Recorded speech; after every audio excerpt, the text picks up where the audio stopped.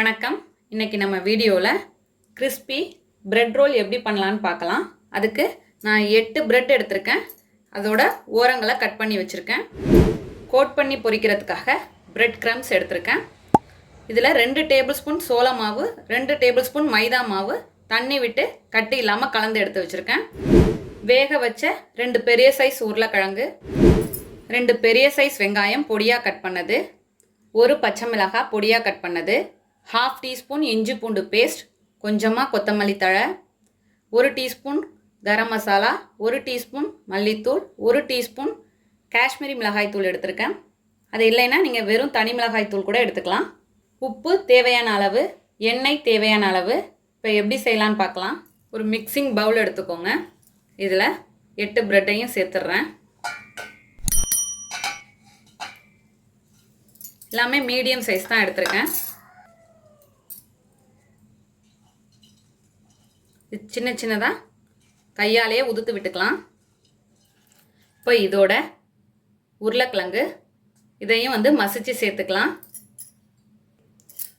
இப்போ ஒரு பிளேட்டில் மாற்றிட்டு இதோட ஒரு பேக் சைடை வச்சு இப்படி அழுத்தி விட்டுக்கோங்க. இப்போ நல்லா மசிச்சாச்சு. இப்போ இந்த உருளைக்கிழங்க இந்த பிரெட்டோடு சேர்த்துடலாம்.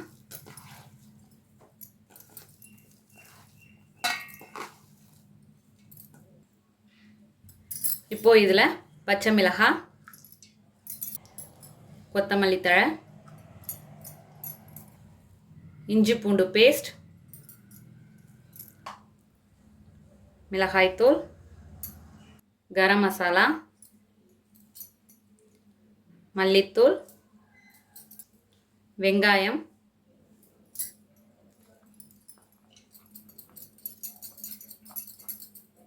இப்போது இதுக்கு தேவையான அளவு உப்பு, இது எல்லாத்தையும் கலந்துக்கோங்க. காஷ்மீரி சில்லி பவுடர் இல்லைன்னா வீட்டில் அரைக்கிற தனி மிளகாய் தூளே சேர்த்துக்கலாம். இதோட 1/2 டீஸ்பூன் மட்டும் சேர்த்துக்கோங்க. இதில் இப்போ நான் 1 டீஸ்பூன் சேர்த்துருக்கேன் தனி மிளகாய் தூள், காஷ்மீரி சில்லி பவுடர். பாருங்கள், நல்லா கலந்துட்டேன். இதுலேருந்து ஒரு சின்ன பால் சைஸ் அளவு எடுத்துக்கோங்க மாவை. அதை இப்படி 2 கைக்கு நடுவில் அப்படி வச்சு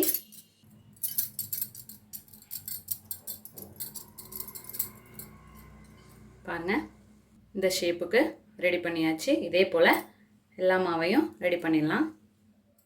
இப்போ எல்லா மாவையும் இது போல் ரோல் பண்ணி எடுத்துகிட்டு வந்துட்டேன். இப்போ பொரிச்சிடலாம். ஒரு கடாய் வச்சுட்டு பொரிக்க தேவையான அளவு எண்ணெய் சேர்த்துக்கிறேன். இப்போ எண்ணெய் நல்லா சூடாயிடுச்சு. இப்போது இந்த மாவு தண்ணியில் நம்ம இதை டிப் பண்ணிவிட்டு பிரெட் கிரம்ஸில் கோட் பண்ணிடலாம். எல்லா சைடும் கோட் பண்ணிக்கோங்க.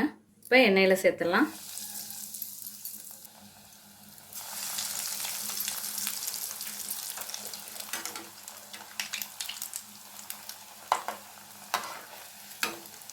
எல்லா சைடும் வேகிறாப்பில் திரட்டிக்கோங்க.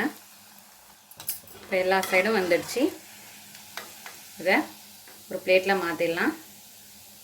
நல்லா எண்ணெயை வடிய விட்டு எடுத்துக்கோங்க. இவ்வளோ அருமையாக வந்திருக்கு பாருங்கள். இதே போல் எல்லா பேட்சஸையும் பொரித்து எடுத்துகிட்டு வந்துடலாம். அவ்வளோதான், எல்லாத்தையுமே பொரித்து எடுத்தாச்சு. நம்மளோட அருமையான அற்புதமான கிறிஸ்பி பிரெட் ரோல் தயாராகிடுச்சு. இதே போல் நீங்களும் உங்கள் வீட்டில் செஞ்சு பார்த்துட்டு எப்படி வந்துச்சுன்னு கமெண்ட்டில் சொல்லுங்கள். தேங்க்யூ.